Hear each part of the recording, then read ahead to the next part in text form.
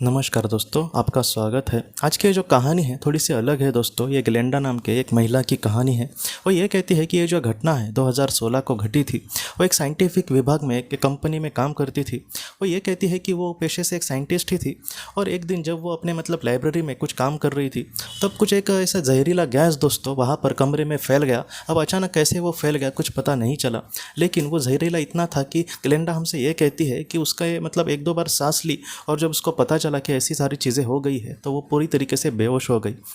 Glenda हमसे ये कहती है कि बेहोश होने के बाद कहीं ना कहीं उसने ये महसूस किया कि उसकी जो आत्मा है अपने शरीर से कहीं ना कहीं ऊपर ही ऊपर जा रही है। और ग्लेंडा ये कहती है दोस्तों कि एक अलग ही दुनिया में बाद में उसने अपने आप को पाया। वो एक ऐसी दुनिया थी जैसे एक बादलों की दुनिया, और उस बादलों की दुनिया में एक बहुत ही सुंदर जैसा पैलेस हो, और उस पैलेस में कहीं ना कहीं राजा जैसे एक सिंहासन पर बैठता है वैसा ही एक सिंहासन जैसी एक कुर्सी थी और वहाँ पर एक पवित्र आत्मा बैठी थी। ग्लेंडा ये कहती है कि उस पवित्र आत्मा को देखकर हम उसको कहीं ना कहीं अपनी माँ समझ सकते हैं, अपने पिता समझ सकते हैं। उनके चेहरे पर एक कहीं ना कहीं ममता थी। वो एक बहुत बड़ी आत्मा थी, लेकिन उसको हमारे बारे में कुछ भी नहीं लगता, ऐसा नहीं था। उसके मन में हमारे लिए कितना प्यार था। वो जो सारी बातें हैं, वो सारी चीज़ें वहाँ पर उनको देख कर पता चल रही थी। ग्लेंडा ये कहती है कि कहीं ना कहीं आप हमेशा ऐसे एक इंसान के साथ ही रहना चाहोगे जिसको आपके बारे में सब कुछ पता है। शायद आप जितना नहीं जानते उतना उस इंसान को आपके बारे में पता है। तो वो ऐसी आत्मा थी। ग्लेंडा ये कहती है कि उसको अंदर ही अंदर उस आत्मा को देखकर यह भी पता चल रहा था कि इसको मैं क्या कहूँ, क्योंकि इसको तो मेरे बारे में सब कुछ पता है। तो इस तरीके से वो पवित्र आत्मा थी और उस पवित्र आत्मा ने ग्लेंडा को यह कहा कि तुम अपने जीवन में बहुत ही अच्छे से आगे बढ़ रही हो। तुम्हारे जीवन का जो कर्तव्य है वो बहुत ही अच्छे से तुम निभाने की कोशिश कर रही हो। इसलिए मैं दिल से तुम्हारा शुक्रिया अदा करता हूँ। इस दुनिया को तुम देखकर थोड़ी सी हैरान हो जाओगी, क्योंकि बहुत समय के बाद इन सारी चीज़ों को तुम महसूस कर रही हो। ग्लेंडा ने बाद में ये कहा कि मैं अपने आप को अच्छे से यहाँ पर समझ नहीं पा रही हूँ। आप बहुत ही ज़्यादा पवित्र आत्मा लग रहे हैं, आप एक मास्टर सोल लग रहे हैं, लेकिन मैं कौन हूँ? क्या मैं एंजल हूँ क्या? तो इस तरीके से ग्लेंडा ने उसको सवाल पूछे और उस पवित्र आत्मा ने यह कहा कि अभी तो ये समय नहीं आया है कि तुम एंजल बनो, लेकिन वो समय जल्दी ही आएगा। लेकिन उसके पहले पृथ्वी का जो जीवन कर्तव्य है उसको तुम्हें बहुत ही अच्छे से पूरा करने की कोशिश करनी होगी।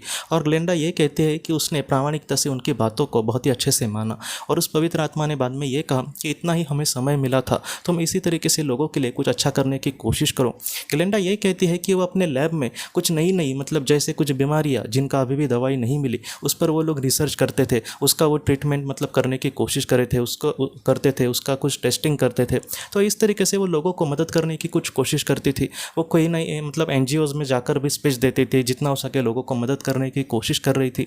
वो सामाजिक काम में कहीं ना कहीं आगे थी। इसलिए वो पवित्र आत्मा ने उसको ये कहा कि तुम अपने जीवन को बहुत ही अच्छे से ज़िंदगी जी रही हो।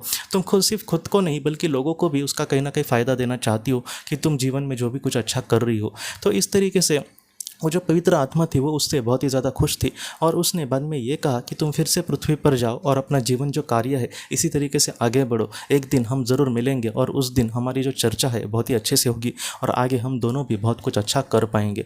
और उसके बाद ग्लेंडा ये कहते हैं कि उसने कहीं ना कहीं उनके आभार प्रकट किए और उसके बाद वो फिर से पृथ्वी पर आई। पृथ्वी पर आने के बाद दोस्तों उसके जब आँखें खुली, जब उसको चेतना आई, तब वो एक अस्पताल में थी और उस अस्पताल में उसको बहुत सारे लोग मिलने आए थे। धीरे धीरे इसका भी टेस्टिंग हुआ क्योंकि जहरीली गैस उसके अंदर गई थी शरीर के। बाद में धीरे धीरे दोस्तों वो ठीक हो गई और आज वो एक अच्छी ज़िंदगी जी रही है।